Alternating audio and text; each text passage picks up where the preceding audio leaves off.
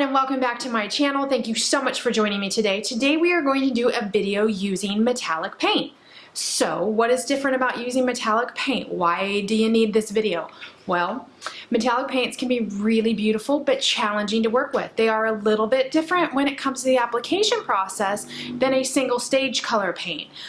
Metallic paints are made with mica powders, and so when you apply them, there's kind of a certain way you want to do it, because if you change directions a lot, those powders don't lay down and you get not a really nice finish. I belong to a lot of paint forums online, and this is something that I read a lot about. A lot of questions come up, a lot of people in the middle of a project going, how do I do this? Why doesn't it work the way I want it to? It doesn't look nice. So I figured today's video might be really helpful for those that are wanting to paint something metallic but not exactly sure how to go ahead and proceed. So this is my process and how I do it. I'm sure there are several different ways different artists do it.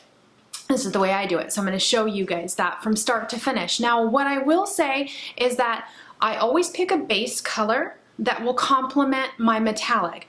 You don't want to just go with your metallic straight onto a dresser, okay? You want to put a base color underneath. Metallics are pretty sheer, and so you want something, most of us want kind of an opaque look with that sheer metallic over it, and I'll kind of show you. What I'm gonna do is I'm gonna do a board. We're gonna paint that board in a base color, and then we're gonna layer that metallic up over it. I will show you though before we start on a small section what the metallic looks like on its own, and you'll see exactly what I'm talking about.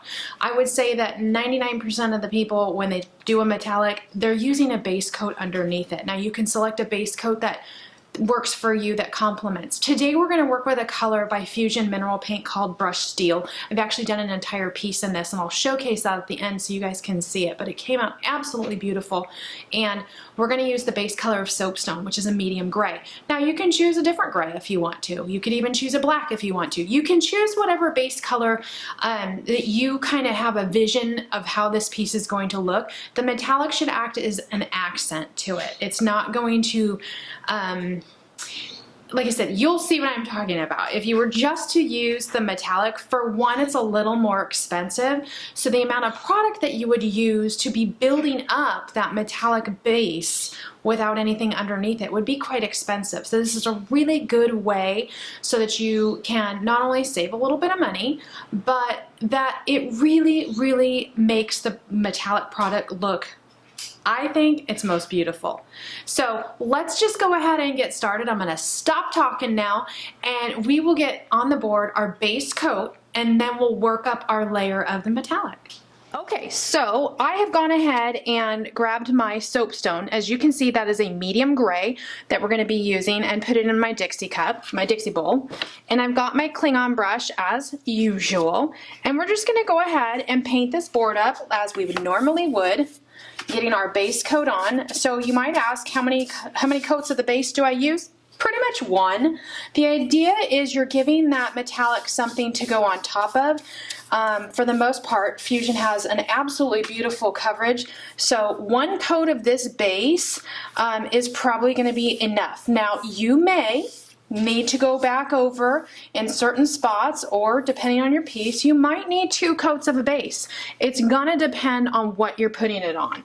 So in my experience, some woods may have more peek through than others. So you do want to make sure you get on a nice, good, even layer of your base coat, and then you let it dry.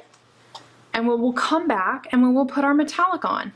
So because this is a practice board, I'm gonna go ahead and give this about an hour. That's more than ample time for a practice board. However, better safe than sorry. Just make sure it's dry. So we will be back in 1 hour. If you were doing a dresser, a table, whatever, something obviously bigger than this, you definitely want to give it that dry time that's recommended on the label, which I believe for Fusion is about 2 hours before you recoat with anything. So we're gonna go ahead and let this set up, and we will come back, and then we get to the exciting part where we put on our metallic paint. Okay, so I just want to show you, this is the color.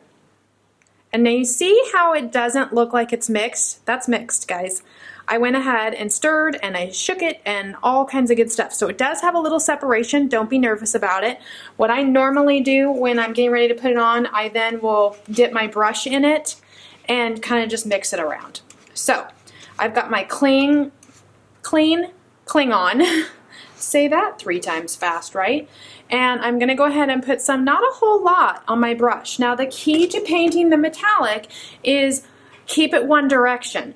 If I continue each direction, that's what happens when you start to get an uneven or streaky looking finish, because you're working against each direction, and you don't want to do that. You want to stick one direction. And I know sometimes when we're working on larger pieces, believe me, I've done this on large dressers, so sometimes sticking to one direction is tough, but for the most part, if you just remember that, you don't want to go back and forth, up and down, you just want to stick with one direction with the metallics. Now the key with this also is the metallic is pretty thin. If you need to, or you feel like it's not going on as nicely as you would like, you can thin the metallic out with a little water. It won't hurt anything. You could also apply it with a wet brush or a damp brush, not wet, and that will also help. So like I mentioned before, metallics are very sheer. I'm going to show you guys the one coat of metallic that I put on here, and you're going to go, yeah, I see your base coat through it. Well, you are going to see the base coat through it, so you definitely are going to need more than one coat of the metallic. So as you can see, I'm keeping it one direction. I'm not going back over it in a different direction, and I need to now stop. Working with the metallic is slightly different than working with the single stage paint colors in the fact that you can actually start to feel it. You can feel that you've got a little bit of maybe heaviness under your brush, or a little drag, I like to say. When you feel that, you want to stop, okay? So you can pick up anything on that second coat. I'm going to show you guys what our first coat of metallic looks like. Not bad, but you can see, and it might be hard to see on camera, maybe right in here, you can see where you see that base color. So if you didn't have a base color underneath, you'd be seeing a lot of whatever's under there. In this case, it's a white primed board. With a piece of furniture, you're going to see that wood color. So it's such a great idea to layer the metallic over a base color. Save yourself a lot of time, a lot of product, and a lot of money, and I guarantee you'll be a lot happier with the way the end result comes out. So I'm going to go ahead and let this set up. Now I want to show you up here in the corner. Can you see where I missed a spot? No big deal. I feel like I was working it enough. The metallics tend to have a little bit quicker set time, hence that heaviness under the brush. So you want to stop when you feel that. I felt it, I wanted to stop. I will pick that up on my second coat. Now the other thing that I see a lot of questions on, can I sand this in between coats? Absolutely. So again, with the fact that this is a little different than a regular single stage paint color, with the powder, the mica powder in there, the finish might feel a little gritty. So you absolutely can sand in between. That's just a preference, and it's completely up to you. You may not want to sand it until it's ready for its final top coat. Whatever you feel. I tend to sand in between because I like a really smooth finish. So yeah, we're going to go ahead and let this sit up another hour, and then we'll come back and we'll do a second coat of that brushed steel metallic, and that should probably be it.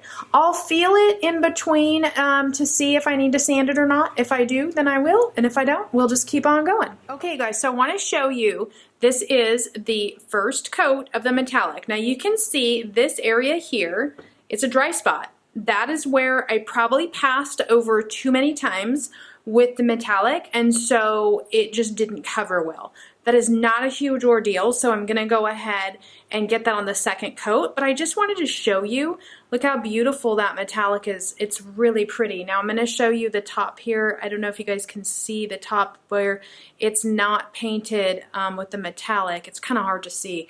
I'll see if I can't catch a different angle, but as you can see, it's beautiful. Now this is super smooth, so I'm not going to sand this in between coats. I may sand it, or would sand it, I should say, before top coating it. But This is ready to go for its second coat, so we're gonna pour out some more of the metallic in my bowl and load it up with another coat and see how that comes out. So you might be asking, how many coats does it require of the metallic? So that just kind of depends on different things. It depends on which color metallic you're working with. It depends on how light or dark your base coat is underneath. And it depends on the look that you want. So for me, you know, I would say that 2 coats is about standard with an entire base coat underneath. So you should be good with about 2 coats. And a little bit of the metallic goes a long way. There's nothing left in my bowl, but you guys saw what I poured in there. It was not a huge amount. So yeah, it's kind of really cool. It's got really, even though it's sheer, it's got pretty decent coverage. So I'm gonna go ahead and get that second coat on. All right, so here we go. I poured out some more metallic. We're gonna go ahead and get that on my brush and go for our second coat. Now I can already tell it's covering absolutely beautifully, and I'm doing the no-no. I wanted to show you guys. Don't do what I just did. You don't want to do this and then do this, right? We want to stay one direction with the paint. So pick a direction and go. I forgot which direction I was going when we started. We were going this direction, so we're going to stick with that. It does require a little bit of patience, and I will tell you that if you have a heavy hand, practice. Practice being light as a feather, because heavy hand and metallic does not go really well together. When I first started painting, I think I had a heavy hand, and I had to learn how to kind of lighten up my load. So you can definitely not only see it but feel it with a metallic. If you're too heavy, you're gonna see it's gonna drag. So keep that in mind. Okay guys, so that is it. We are at the end of the video, and I'm gonna go ahead and show you the board up close. I will also feature a still up close so you really can see. Sometimes the camera has an issue zooming in and out as I move around, and so if I show you up close and it's blurry, I will definitely show you in the end what it looks like. But here is our final board. I hope that this is in focus and clear for you guys to see. Look how beautiful that metallic is, and you can see from going one direction, I got a really, really good finish on this. Now, obviously, we are working with a very small piece, and I know that, but I do have firsthand experience painting very large pieces with metallics and have had no issues. The key is when we paint, we tend to go multi-directional. And so you need to remind yourself when you're working with a metallic to stick to one primary direction and not to go back over it. I think by habit, all of us painters tend to go and have that back and forth motion. So with metallics, you just want to make sure that you don't do that. Now I do want to show you, I did put the metallic on a clean white board. I did a little small section just so you can see. So obviously we've got this layered up with our base color underneath, which we use Soapstone. It's pretty opaque, however, you really do see the metallic. I mean, you're not seeing that Soapstone underneath. And I also want to show you here, this is where I stopped. So this is our Soapstone here, and then our metallic. So I just kind of wanted to show you so you could get a really good feel for what you're looking at. Here is the Soapstone without a metallic, and right above it is the metallic. So let me just show you the other board that features just the metallic over a white so that you can get an idea what the coverage looks like without a base color. That is over white. It is not a bad coverage by any means, but it is more sheer. You will use more product trying to cover your piece of furniture by not putting a base coat underneath. So my recommendation, my process for doing this is always to use a like color base coat underneath. Now you may not want a dark one, you can go with something lighter, but just something to give that metallic to wash over because it is more of a sheer look. So I hope that was really helpful for you guys today. If you have any questions, make sure you leave them down below, any positive comments. I always appreciate those, and I will definitely get back to you on any questions you have. Thank you so much for being subscribers. Please keep subscribing so you can get all of my videos. Pass me along to anybody that you know might get something out of them as well. I have over 60, I think it's about 65 free videos now up here on my channel, so make sure you check them all out. Now, the last thing I do want to say, I want to interject. Do you need to top coat this? Absolutely. You definitely want to top coat this. So as I mentioned earlier, if you feel the material and you feel like it's got a little grit to it, go ahead and give it a fine sand. I would use something like a 320 or a 400 grit sandpaper, and then you top coat it. But you definitely want to seal this to make sure that you have that lifelong longevity out of the piece.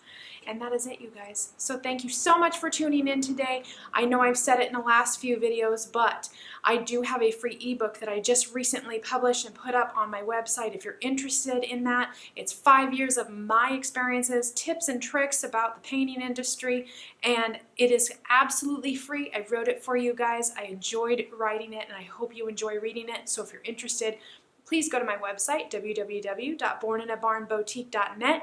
Go up to the ebook icon in the menu. It'll have you put your email in and sign up for it. You'll automatically get my free ebook. So thanks, you guys, and I will catch you on the next video. Bye-bye.